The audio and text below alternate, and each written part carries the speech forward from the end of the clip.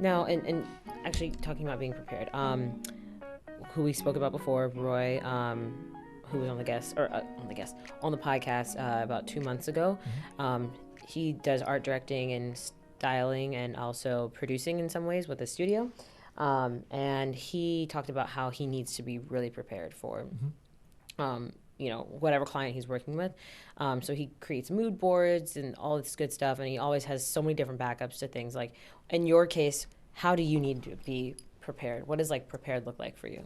In terms of the agency work or in terms of the photography? Both. Let's go photography first. Photography first? If it's on the street, I think it really comes down to whether you can just do it or not. A lot of times the stuff that we do, it's of the moment. So you got to capture the moment. So you'll have like, I don't know, a fraction of a second, or you have like a second to get that one look. And so you really have no preparation time for that. It's more of like, your body remembers, right? Muscle memory. If it's in a studio setting, yeah, I agree with Roy. I think preparation is always good. Sometimes the timeline is less flexible. But mood boards, anything to make sure that the production of the whole team is on the same page. Okay. If that's something extra that I could do to better prepare everyone, why not? Okay. Also, street photography, does that mean street wear or literally on the street? It definitely does involve streetwear. Okay. But sometimes literally on the street. And there are just people who just do just the street. But me and my friends, we usually just do street, but also like editorial, backstage. It's like kind of a full package for the fashion week. Ah, I see. Okay, got it.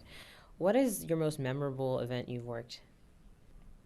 It can be for whatever reason. The after party was freaking amazing, or it was someone you loved to shoot, or just the atmosphere of the city. I think it would have to be this last season when BM and I went to the Valentino after party. Which city was that in? Paris. Okay.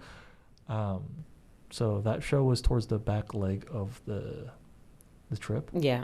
And so we could finally just kind of start to ease and kind of enjoy the moment. And that's, taking a real, I don't know if I could say anything from 2018 or 19. I just can't remember off the top of my head. But recently, I think that's it was the first time we were just like, wow, okay, we can just relax. Yeah. Let's finish strong. But, it was memorable. What are those after parties like? Can you give me this from you walking in to what is it like? It's very nice. We're very thankful first and foremost. Do they have like the best champagne and nice hors d'oeuvres and stuff like that? Drinks are good, and they were the service was very frequent and very nice. So they asked us very often if we wanted to try the samplers or the snacks, literally every 2 minutes. Oh, really? So we just, but it kind of felt like we were back in high school or college.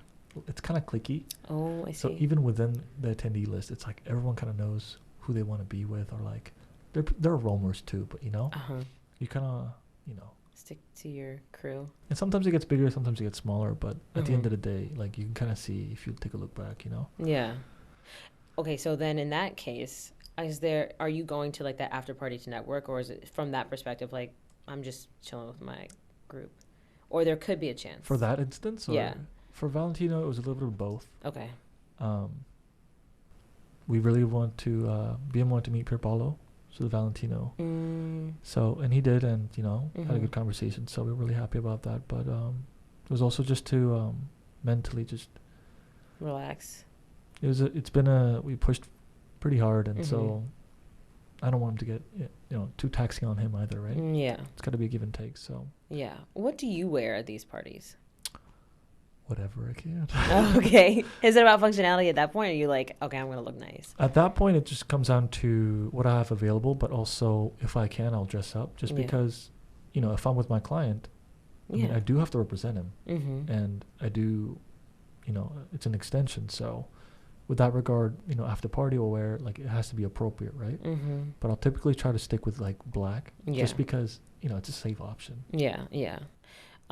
Is it rude to not wear the designer of the after party's clothing? I definitely was not. Okay. I definitely was not in Valentino. Okay. When we pulled up. Oh, I see. Pierre Paulo was quite happy that BM was wearing. So like, whoever the celebrity is probably should be wearing.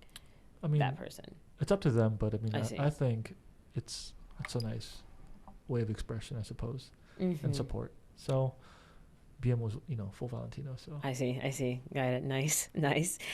Are there any, like, now that you've kind of seen the strategic side of things and things like that, besides just the photography, I don't know how to say it, like, have you learned anything new about the fashion world from this perspective now? 100%. I think it's such a fine line, and it's almost like seeing a different side of the fence. Because on one end we were, I was a creative and I was working on the content side, just producing it. And the other end now, I have to judge the business side, the strategy side, the placement, whatever. So it's actually quite steep learning curve for me this last time. I'm assuming your hours are not like 9 to 5. In Paris, oh my days, it was like 20, 22-hour days. 22-hour days. What? Yeah, that's. I like to think about it. What? First and foremost, thank coffee. Oh my Jesus. Coffee was my one and only savior in that. Wow. How long were you there? Paris was 10 days. Wait, you did 22-hour days like most of those times? And mind you, like, there's so many people that do this. That's the thing, is like, for that week, or that, whether it's like people who do sales reps at showrooms, like journalists, like, these are like, this week Paris is so busy and so stressful. It's like no one really gets sleep. Wow. What do you like? But really, by the third 22-hour days for 10 days, you just get used to it. But how do you even, like, after a certain, how your brain just kind of like, it's like, what did I even do yesterday? I don't remember. Like, and how do you keep? I usually have a physical notebook, like a small one that I keep with me all the time, and then I also do. It's kind of redundant work, but also, just in case I have it on me, I also log it in my computer. So okay. The drive or whatever. I feel like at that point you just feel like drunk. Like you feel like I'm delirious. Yeah, like I would want to get at least 4 hours of sleep. Yeah. Sometimes I do, but it's not likely during that week. Now that you're back here, and also you had quarantine, were you able to get full 8 hours and things like that? No. What? Just because I think the nature of the work and the pace and the strategy we have in place, it kind of needs us to work different time zones. So Europe, EST, PST. Yeah. KST, right, exactly. So we just, case by case, sometimes we get 7 hours, sometimes we get 8 hours, I suppose. But I see. A lot of times it's, sub 6, sub 5. Like, do you cook? I want to. Yeah. If I have the time. If I'm getting more than 5 hours of sleep, maybe. That's right. But then I should be getting 3 more that could be used for sleeping rather than cooking. Yeah. That's right. I hate cooking too. I agree. Wow. Oh, and one other thing I want to know. At these parties or just like, these networking things, and, it's inevitable. People like to drink, and I struggle with this myself. I like to get to know new people, but I always find myself drinking a lot, and the next day I'm like, oh, I don't even feel like doing anything for work. Like, I really don't want to go. How do you balance that, and what do you do to make sure that you stay on track and not spend half the day hungover? I definitely, my close friends know this. I definitely have like a step 1 through 5 to avoid a hangover. Really? It's ridiculous. Can you give it to us, please? I can't. This will crush me. You can't? This will kill my image. What? I'm like, please. Off the camera, I'll definitely disclose this. Before I started this, like 2018 or 19, we had like during Milan Fashion Week, women's, some of us were not sleeping at all for a couple days, or like getting 1 or 2 hours of sleep. So it's like something that we're very used to, even if we just have to jump into it. So even if it's like, you have the initial thought of like, I don't want to do this. Yeah. No, will yourself through. You push yourself through, and your clients depend on you. You're there for a purpose, so you just gotta execute. True. Wow. There's no, what's it called? No mercy. You just gotta do it. You gotta execute. You gotta perform. Wow. I honestly, I feel like I could do like a fever. I could work through like coughing, but I can't do it. It's really hard. I just can't do nausea I can do everything but nausea. Oh, I see. Oh man, if the nausea is worse, yeah, like I would need to take some medicine. But that step 1 through 5, that secret process I have, it's to provide, And it works all the time. Oh, so you don't get hangovers then? Never gotten a hangover. I've literally like, oh my goodness, there's one time in New York, I've never thrown up that much consecutively. Like all my days, like. Oh my god. Next day, first one there. Oh what? I'm cool. Just that plus like 3-4 hours of sleep. Yeah. I'm good. All right, I'm gonna turn this camera off so I can hear this process because I need it. So we are back for this little segment called Revolutionary Photos. It's Revolutionize the Stage, so try to be as creative as possible with the naming of it. We pulled a couple of photos from Paul's Instagram. Obviously, of course, I think all of them are fashion related. So we definitely want to go through each of these photos. Have you describe to us like what was the situation, the vibe? What were your thoughts? Any interesting stories that were going on in these photos? Perfect. Different vibes for each of the photos. So let me pull up. So this one. So I will show this on the screen here. It is of Jenny, Blackpink. She's clearly, it seems like at a Chanel event. What was the vibe of this photo? This is actually, this is what when I first like really fell in love with fashion is. The production of this show was insane. They actually, inside the Grand Palais, they actually made a man-made beach. An actual beach with waves. Really? Yeah. So they had a lifeguard there. It was just, the production of this was insane. And you could actually, like, almost like, it really smelled and, like, felt like a beach. Wow. And they had, like, wave generators that would, simulate that wave while the models were walking. So I had a job inside. And of course, wave simulator. Wow. I had to take a picture of Jenny, and this is when she was, I think, a little bit younger. Yeah. And so nowadays, I don't think she really asks her manager or whoever she was with for permission. But this is like, this is how young she was. She was like asking for like, hey, is this okay? Because there was a crowd of photographers behind her, like, hey, can we get a picture, right? Yeah. And so she had to get that confirmation from, I think, her either stylist or manager, whoever was there. And once she gave the okay, I went first and then the rest. So you like, when you're taking pictures of celebrities, are you asking like, hey, can I take a picture of you? Or they just see you there and they're like, oh, can I do this? Or they just automatically pose? Both. Some people are just blatantly like, can you take my picture? Oh, okay. And sometimes I'm just like, no. Why? I mean, because for this one specifically, like, I had a list. Like, I had a job to bring this coverage, right? And so for me, like, of course we wanted Jenny. But I had to get Pharrell. Okay. XYZ. And so sometimes, like, as much as I want to, I would have to kindly just, decline. Oh, I see. And do they find your, like, if like, oh, can you take my picture? There's so many other people covering the event. How do they get their photo?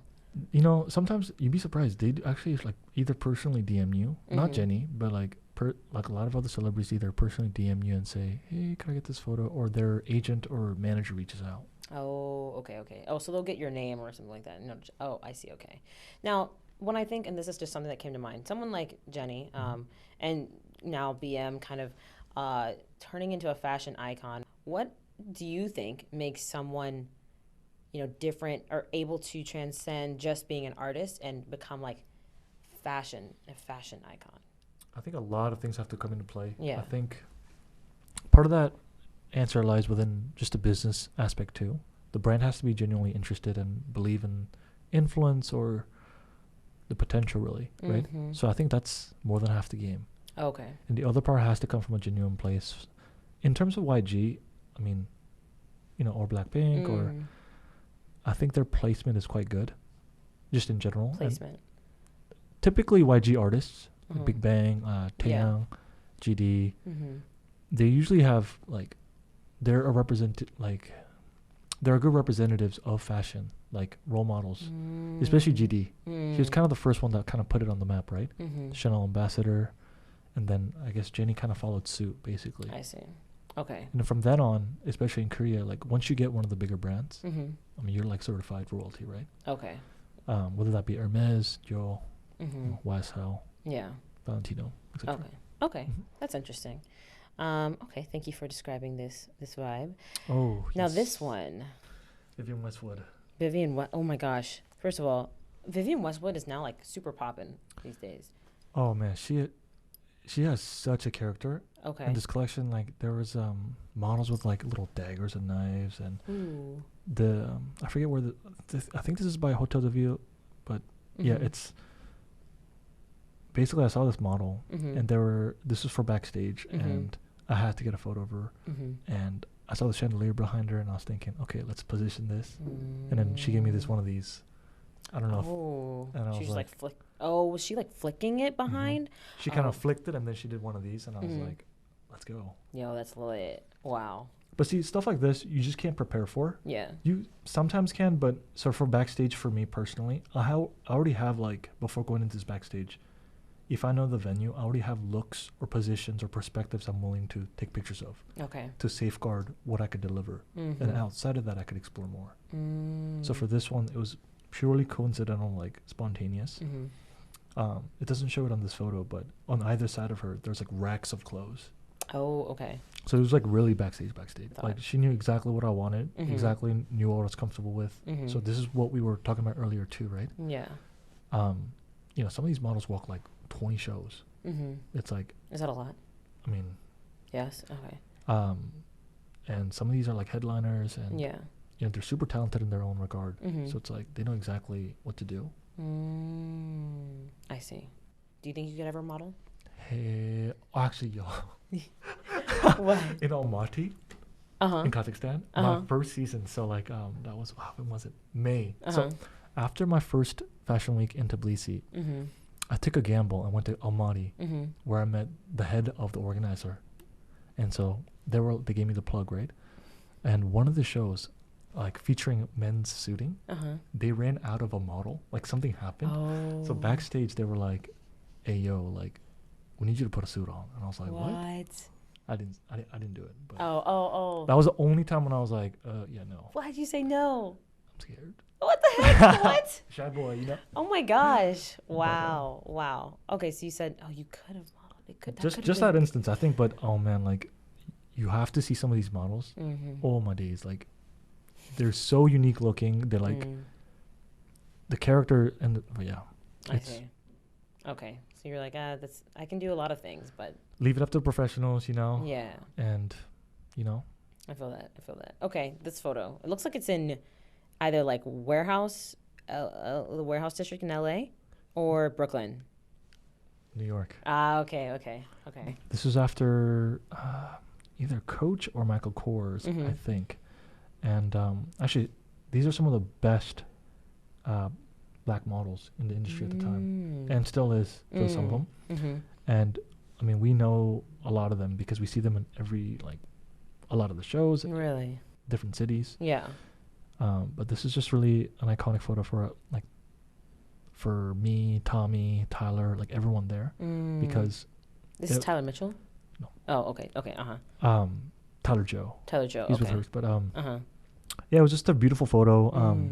There's a side, like a more intimate, more personable side of modeling, but also fashion that a lot of people don't know about. Okay. You know, it's not so much like all the time about runways and stuff. Like these are real people too, and they have personalities, and yeah, just a beautiful photo, beautiful instance, beautiful moment. So this moment is like you're just catching them candidly, like hanging out as models, or just like people. I love the candid aspect of this because you know some campaigns like plan around that with like candid, you know, pictures and stuff, but like this is like real like no posing. Like this is just them having a good time and, you know, walking to get their rides or their next show.